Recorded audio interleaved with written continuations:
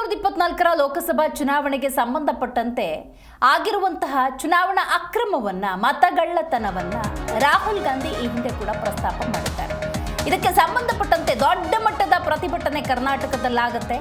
ಚುನಾವಣಾ ಆಯೋಗದ ವಿರುದ್ಧ ಮತಗಳು ಅನ್ನುವಂಥ ಆರೋಪವನ್ನ ಮಾಡಿರುವ ಹಿನ್ನೆಲೆಯಲ್ಲಿ ಆ ಪ್ರತಿಭಟನೆಯ ರಣಕಹಳೆ ಕರ್ನಾಟಕದಿಂದ. ಹಾಗಾಗಿ ಬೆಂಗಳೂರಿಗೆ ರಾಹುಲ್ ಗಾಂಧಿ ಆಗಮಿಸ್ತಾರೆ. ಇನ್ನೇನು ಕ್ಷಣಗಣನೆ 10:25ಕ್ಕೆ HCLಗೆ ರಾಹುಲ್ ಗಾಂಧಿ ಆಗಮಿಸಿದ್ದಾರೆ. 11:25ಕ್ಕೆ ಫ್ರೀಡಂ ಪಾರ್ಕ್ಗೆ ಪ್ರವೇಶ ಪಡೆದುಕೊಳ್ತಾರೆ ರಾಹುಲ್ ಗಾಂಧಿ ಅನ್ನುವಂಥ ಮಾಹಿತಿ ಇದೆ. 11:05 ಆಯಿತು. ಇನ್ನೇನು ಹಾರ್ಡ್ಲಿ 20 ನಿಮಿಷದಲ್ಲಿ ಫ್ರೀಡಂ ಪಾರ್ಕ್ಗೆ ಬರ್ತಾರೆ ರಾಹುಲ್ ಗಾಂಧಿ. ಅಲ್ಲಿ ಜನತೆಯನ್ನು ಉದ್ದೇಶಿಸಿ ಮಾತನಾಡ್ತಾರೆ ರಾಹುಲ್ ಗಾಂಧಿ. ಚುನಾವಣಾ ಆಯೋಗ ಎಸಗಿರುವಂತಹ ತಪ್ಪುಗಳನ್ನು ಜನರ ಮುಂದಿಡ್ತೀನಿ ಅಂತ ಹೇಳಿ ಸಾಕ್ಷಿ ಸಮೇತ ಮಗದೊಮ್ಮೆ ರಾಹುಲ್ ಗಾಂಧಿ ಜನತೆಯ ಮುಂದೆ ತಮ್ಮ ವಿಚಾರವನ್ನು ಪ್ರಸ್ತಾಪ ಮಾಡಲಿದ್ದಾರೆ. ನೋಡಿ, 11:30ರಿಂದ 1:30ರವರೆಗೆ ಪ್ರತಿಭಟನೆಯಲ್ಲಿ ರಾಹುಲ್ ಗಾಂಧಿ ಭಾಗಿಯಾಗ್ತಾರೆ. ಮಧ್ಯಾಹ್ನ 1:45ಕ್ಕೆ ಆಯೋಗಕ್ಕೆ ದೂರನ್ನು ಕೊಡ್ತಾರೆ. ಮಧ್ಯಾಹ್ನ 3 ಗಂಟೆಗೆ ಬೆಂಗಳೂರಿನಿಂದ ರಾಹುಲ್ ವಾಪಸ್ ಆಗ್ತಾರೆ ಅನ್ನೋದು ಸದ್ಯಕ್ಕಿರುವಂತಹ ಮಾಹಿತಿ. ರೈಟ್, ಈಗಾಗಲೇ ಗಂಭೀರ ಆರೋಪವನ್ನು ಮಾಡಿರುವ ಹಿನ್ನೆಲೆಯಲ್ಲಿ ಚುನಾವಣಾ ಆಯೋಗ ಕೂಡ ಪ್ರತಿಕ್ರಿಯೆಯನ್ನು ಕೊಟ್ಟಿದೆ. ನೋಡಿ, ಇಂಥ ಒಂದು ಗಂಭೀರ ಆರೋಪ ಬಂದ ಸಂದರ್ಭದಲ್ಲಿ ಆ ಕಾಂಗ್ರೆಸ್ನ ಪ್ರತಿನಿಧಿಗಳು ಯಾರಿದ್ದಾರೆ ಅವ್ರ ಜೊತೆ ಮುಕ್ತವಾಗಿ ಮಾತನಾಡುವ ವಿಚಾರವನ್ನ ಪ್ರಸ್ತಾಪ ಮಾಡಿದ್ದಾರೆ. ಸಭೆ ಕೂಡ ನಡೆಯುತ್ತೆ. ಆದರೆ ಈ ಕಾನೂನಾತ್ಮಕ ಹೋರಾಟ ಹಾಗಾದ್ರೆ ಹೇಗೆ ನಡೀಬಹುದು ಅನ್ನುವಂಥ ಕುತೂಹಲ ಖಂಡಿತವಾಗ್ಲೂ ಇದ್ದೇ ಇದೆ. ಲೋಕಸಭಾ ಚುನಾವಣೆಯಲ್ಲಿ ಆಗಿರುವಂತಹ ಮತಗಳವು ಆರೋಪ ಇದು. ಮತ್ತೊಂದು ಬ್ರೇಕಿಂಗ್ ಅಪ್ಡೇಟ್ ಇದೆ. ಫ್ರೀಡಂ ಪಾರ್ಕ್ನಲ್ಲಿ ಕಾಂಗ್ರೆಸ್ ನಾಯಕರ ಮತಯುದ್ಧ ನಡೆಯುತ್ತೆ. ರಾಹುಲ್ ಗಾಂಧಿ ನೇತೃತ್ವದಲ್ಲಿ ಕಾಂಗ್ರೆಸ್ ಪ್ರತಿಭಟನಾ ಧರಣಿ ನಡೆಯುತ್ತೆ. ಬೆಂಗಳೂರಿನಲ್ಲಿ 11:30ಕ್ಕೆ ರಣಕಹಳೆಯನ್ನ ಮೊಳಗುತ್ತಾರೆ ರಾಹುಲ್ ಗಾಂಧಿ. ಚುನಾವಣಾ ಆಯೋಗದ ವಿರುದ್ಧ ಕಾಂಗ್ರೆಸ್ ಪ್ರತಿಭಟನೆಯನ್ನ ಮಾಡುತ್ತೆ. ಇದರಲ್ಲಿ ರಣದೀಪ್ ಸಿಂಗ್ ಸುರ್ಜೇವಾಲಾ, KC ವೇಣುಗೋಪಾಲ್, ಮುಖ್ಯಮಂತ್ರಿ ಸಿದ್ದರಾಮಯ್ಯ, ಉಪಮುಖ್ಯಮಂತ್ರಿ DK ಶಿವಕುಮಾರ್ ಸೇರಿದಂತೆ ಕಾಂಗ್ರೆಸ್ನ ಘಟಾನುಘಟಿ ನಾಯಕರು ಭಾಗಿಯಾಗ್ತಾರೆ. ಬಹುದೊಡ್ಡ ವೇದಿಕೆ ಕೂಡ ಸಿದ್ಧವಾಗಿದೆ. ನೀವಲ್ಲಿ ಗಮನಿಸಬಹುದು ರಾಹುಲ್ ಗಾಂಧಿ ಈ ಚುನಾವಣಾ ಆಯೋಗದ ಮೇಲೆ ವ್ಯಕ್ತಪಡಿಸಿರುವಂತಹ ಅನುಮಾನದ ಆ ವಿಚಾರವನ್ನು ಮಗದೊಮ್ಮೆ ಜನತೆಯ ಮುಂದಿಡುವಂತಹ ಪ್ರಯತ್ನವನ್ನು ಮಾಡ್ತಾರೆ. ಮಗದೊಂದು ಕಡೆ ದೊಡ್ಡ ಮಟ್ಟದ ಹೋರಾಟ ಆಗಿರುವುದರಿಂದಾಗಿ ಪೊಲೀಸ್ ಭದ್ರತೆಯನ್ನು ಕೂಡ ಒದಗಿಸಲಾಗಿದೆ. ಆ ದೃಶ್ಯಾವಳಿಯನ್ನು ಕೂಡ ನೀವೆಲ್ಲಿ ಗಮನಿಸ್ತಾ ಇದ್ದೀರಿ. ಸೊ ಚುನಾವಣಾ ಆಯೋಗದ ಮೇಲೆ ಗಂಭೀರ ಆರೋಪ ಇದೆ, ಗಂಭೀರ ಅನುಮಾನ ಇದೆ. ಅದನ್ನು ವ್ಯಕ್ತಪಡಿಸುವುದಕ್ಕೆ ಈ ಧರಣಿಯ ಮೂಲಕ ಒಂದು ವೇದಿಕೆ ಸಜ್ಜಾಗಿದೆ.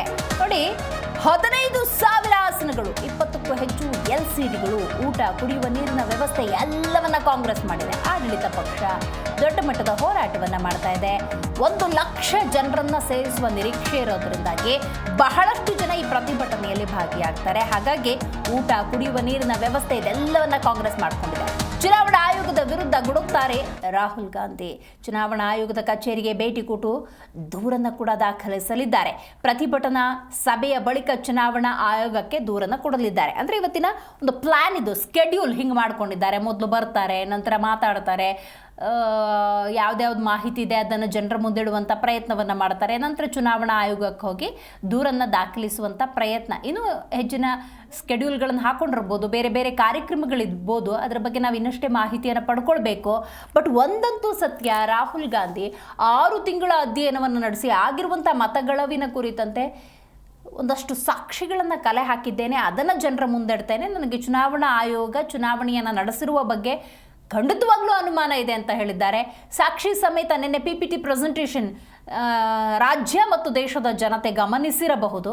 ನೋಡಿ, ಇದರಲ್ಲಿ ರಾಜಾಜಿನಗರ ಕರ್ನಾಟಕದಲ್ಲಿದೆ, ಮಹದೇವಪುರದ ಬಗ್ಗೆ ಕಡೆ ಉಲ್ಲೇಖ ಮಾಡಿದ್ದಾರೆ. ಕರ್ನಾಟಕ ಇರ್ಬೋದು, ಹರಿಯಾಣ ಇರ್ಬೋದು, ಮಹಾರಾಷ್ಟ್ರ ಎಲ್ಲ ಕಡೆ ಅಕ್ರಮ ಆಗಿದೆ ಅಂತ ಹೇಳಿದ್ದಾರೆ. ಹಾಗಾದರೆ ಇವತ್ತಿನ ಕಾರ್ಯಕ್ರಮ ಏನು ಹೇಳೋದಕ್ಕೆ ರಾಹುಲ್ ಗಾಂಧಿ ಹೊರಟಿದ್ದಾರೆ? ಎಲ್ಲದರ ಬಗ್ಗೆ ಮಾಹಿತಿಯನ್ನು ನಮ್ಮ ಪ್ರತಿನಿಧಿ ರಾಜಪ್ಪ ನೀಡ್ತಾರೆ. ರಾಜಪ್ಪ, ರಾಹುಲ್ ಗಾಂಧಿ ಎಷ್ಟೊತ್ತಿಗೆ ಬರ್ತಾರೆ? ಇವತ್ತಿನ ಕಾರ್ಯಕ್ರಮಗಳ ಬಗ್ಗೆ ಏನಿದೆ ಮಾಹಿತಿ ಮತ್ತು ಭದ್ರತಾ ದೃಷ್ಟಿಯಿಂದ ಯಾವ ರೀತಿ ವ್ಯವಸ್ಥೆಯನ್ನು ಮಾಡಿಕೊಂಡಿದ್ದಾರೆ?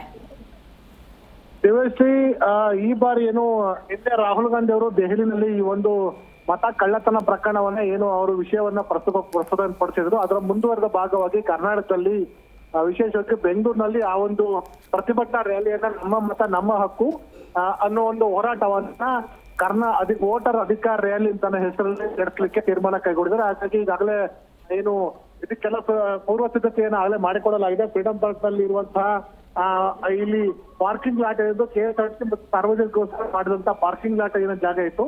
ಆ ಜಾಗ ಇನ್ನೂ ಸಹ ಸರ್ಕಾರ ಉದ್ಘಾಟನೆ ಮಾಡಿಲ್ಲ. ಆ ಒಂದು ಸ್ಥಳವನ್ನು ಆಯ್ಕೆ ಮಾಡಿಕೊಂಡು ಕಾರ್ಯಕ್ರಮಕ್ಕೆ ಸರ್ಕಾರ ತೀರ್ಮಾನ ಮಾಡಿದೆ. ಈಗಾಗಲೇ ಈ ಒಂದು ಪ್ರದೇಶದಲ್ಲಿ ಸಾಕಷ್ಟು ವ್ಯವಸ್ಥೆಗಳನ್ನು ಸಹ ಮಾಡಿಕೊಳ್ಳಲಾಗಿದೆ.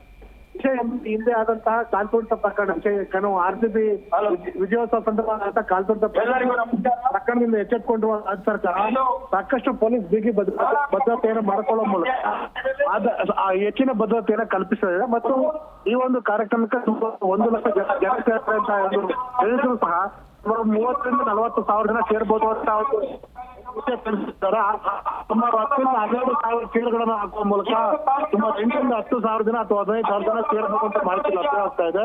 ಈಗ ತಕ್ಷಣದಲ್ಲಿ ಸುಮಾರು ಈಗ ಈ ಒಂದು ಪುಟ್ಟಕ್ಕೆ ಎಲ್ಲ ಕಡೆಯಿಂದ ಜನ ವಿಶೇಷವಾಗಿ ಬೆಂಗಳೂರು ಗ್ರಾಮಾಂತರ ಕೋಲಾರ ತುಮಕೂರು ಜಿಲ್ಲೆಗಳಿಂದ ಪಕ್ಷದ ಕಾರ್ಯಕರ್ತರು ಶಾಸಕರುಗಳು ಮತ್ತು ಸಚಿವರುಗಳು ಈಗ ಕಾರ್ಯಕ್ರಮಕ್ಕೆ ಆಗಮಿಸಿದ್ದಾರೆ.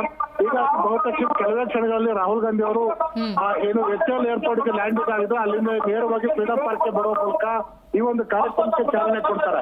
ಈಗಾಗಲೇ ದಾಖಲೆ ಕಾರಣಕ್ಕೋಸ್ಕರ ಹೆಚ್ಚುವರಿ ದಾಖಲೆ ಬಿಡುಗಡೆ ಮಾಡುವಂತ ಸಾಧ್ಯತೆ ಇಲ್ಲ. ಬದಲಾಗಿ ಕೇವಲ ಕೇಂದ್ರ ಸರ್ಕಾರ ಮತ್ತು ಚುನಾವಣಾ ಆಯೋಗದ ವಿರುದ್ಧ ರಾಹುಲ್ ಗಾಂಧಿ ಅವರು ವಾಗ್ದಾಳಿ ನಡೆಸುವಂತ ಸಾಧ್ಯತೆ ಇದೆ.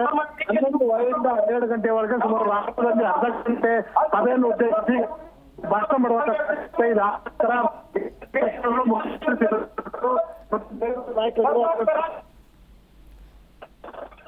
ರಾಜಪ್ಪ, ನನ್ನ ಧ್ವನಿ ನಿಮಗೆ ಕೇಳಿಸ್ತಾ ಇದ್ರೆ ಇನ್ನೊಂದು ಪ್ರಶ್ನೆ ಇದೆ. ಓಕೆ, ಚುನಾವಣಾ ಆಯೋಗಕ್ಕೆ ಅಲ್ಲಿ ಒಂದು ಸಲ್ಲಿಸುವಂತ ಮತ್ತೆ ಏನು ಚುನಾವಣಾ ಆಯೋಗದವರು ಏನು ಸವಾಲನ್ನು ಹಾಕಿದ್ದಾರೆ ಆ ಒಂದು ಹಿನ್ನೆಲೆಯಲ್ಲಿ ಸುರ್ಜೇವಾಲಾ CM ಇರ್ಬೋದು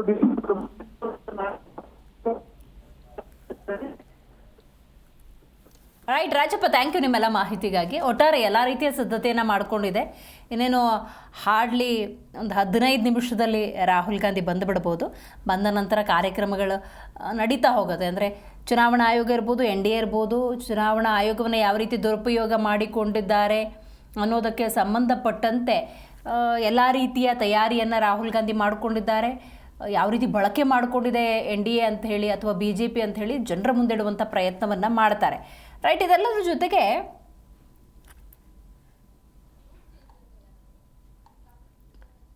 ಮಹದೇವಪುರ ಮತ್ತು ರಾಜಾಜಿನಗರಕ್ಕೆ ಸಂಬಂಧಪಟ್ಟಂತೆಯೇ ಈಗ ಮಾತಾಡಿರೋದ್ರಿಂದಾಗಿ ಕರ್ನಾಟಕವನ್ನು ಆಯ್ಕೆ ಮಾಡಿಕೊಂಡು ಇಲ್ಲಿಂದನೇ ಪ್ರತಿಭಟನೆಯ ಆ ರಣಕಹಳೆಯನ್ನು ರಾಹುಲ್ ಗಾಂಧಿ ಓದಲಿದ್ದಾರೆ. ಏನು ರೂಟ್ಗೆ ಸಂಬಂಧಪಟ್ಟಂತೆ ನೀವು ಗಮನಿಸ್ಬೋದು, ಕರ್ನಾಟಕವನ್ನು ಆಯ್ಕೆ ಮಾಡಿಕೊಂಡಿದ್ದಾರೆ. ಜನಸಾಮಾನ್ಯರಿಗೆ ಇಲ್ಲಿ ಯಾವುದೇ ರೀತಿಯ ತೊಂದರೆ ಆಗಬಾರ್ದು, ಆ ನಿಟ್ಟಿನಲ್ಲಿ ಒಂದಷ್ಟು ವ್ಯವಸ್ಥೆಯನ್ನು ಮಾಡಿಕೊಳ್ಬೇಕಾಗುತ್ತೆ. ನೋಡಿ, ಮಹದೇವಪುರ ವ್ಯಾಪ್ತಿಯಲ್ಲಿ ಮತಗಳ್ಳತನದ ಆರೋಪ ಇದೆ. ಫ್ರೀಡಂ ಪಾರ್ಕ್ನಲ್ಲಿ ಬೃಹತ್ ಪ್ರತಿಭಟನಾ ಆಂದೋಲನ ನಡೀತಾ ಇದೆ. ರಾಹುಲ್ ಗಾಂಧಿ ನೇತೃತ್ವದಲ್ಲಿ ನಡೀತಾ ಇರುವಂತಹ ಹೋರಾಟ, ಈ ಫ್ರೀಡಂ ಪಾರ್ಕ್ ಸುತ್ತಮುತ್ತ ಸಂಚಾರ ವ್ಯವಸ್ಥೆಯಲ್ಲಿ ಕೊಂಚ ಬದಲಾವಣೆ ಇರುತ್ತೆ. ಶೇಷಾದ್ರಿಪುರಂ ರಸ್ತೆಯ ಪ್ರಯಾಣಿಕರಿಗೆ ಪರ್ಯಾಯ ಮಾರ್ಗವನ್ನು ಕಲ್ಪಿಸಲಾಗಿದೆ. ಈ ಸಂಚಾರ ಬದಲಾವಣೆಗೆ ಸಹಕರಿಸುವಂತೆ ಪೊಲೀಸ್ನವರು ಕೂಡ ಮನವಿಯನ್ನು ಮಾಡಿಕೊಂಡಿದ್ದಾರೆ.